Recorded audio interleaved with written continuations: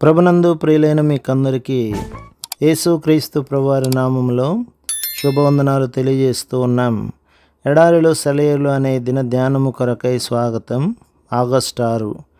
ఉత్తర వాయువు ఏతించుము, దక్షిణ వాయువు వేంచేయుము, నా ఉద్యానవనము మీద విసరుడి, దాని పరిమళములు వ్యాపింపజేయుడి. పరమగీతములు 4వ అధ్యాయం 16వ వచనం.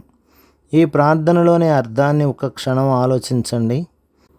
పరిమళాన్నిచ్చే చెట్టులో సుగంధం నిద్రాణమై ఉన్నట్టే ఎదుగుదల లేని క్రైస్తవ హృదయంలో కూడా కృప నిరుపయోగంగా పడి ఉంటుంది. ఎన్నెన్నో జీవితాలున్నాయి, అయితే వాటిలో నుంచి పరిశుద్ధ శ్రమల సువాసనలు, దైవాత్మ పూరితమైన సత్కార్యాల పరిమళం రాదు.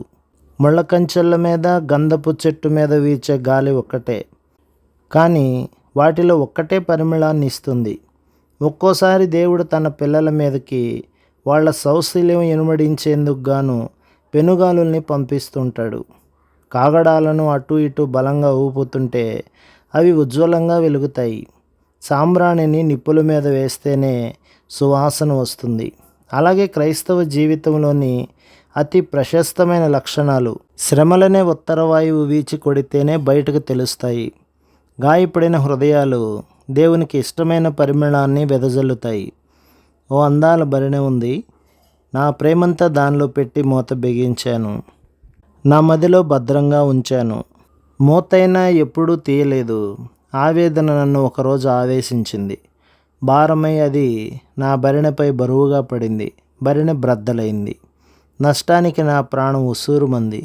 దిగులు పడుతుంటే కనిపించింది దేవుడు చేసిన ఓ అద్భుత కార్యం. నా ప్రేమ పరలోకపు ప్రేమగా మారి నా పొరుగు వాళ్ళ విదిత హృదయాలకు సేద తీర్చింది. ఓ స్వరం నా చెవిలో పలికింది, కుమారి, నీకు దొరికిన ఈ ఓదార్పుతో వెళ్ళి ఇతరులను ఓదార్చు. నాతో ధన్యకరమైన సహవాసాన్ని రుచి చూస్తావు. నా పగిలిన హృదయం ప్రపంచాన్ని బాగు చేసింది కదా. ప్రభు మిమ్మును, మీ కుటుంబమును, మీ సంఘమును దీవించి ఆశీర్వదించునుగాక. ఆమేన్.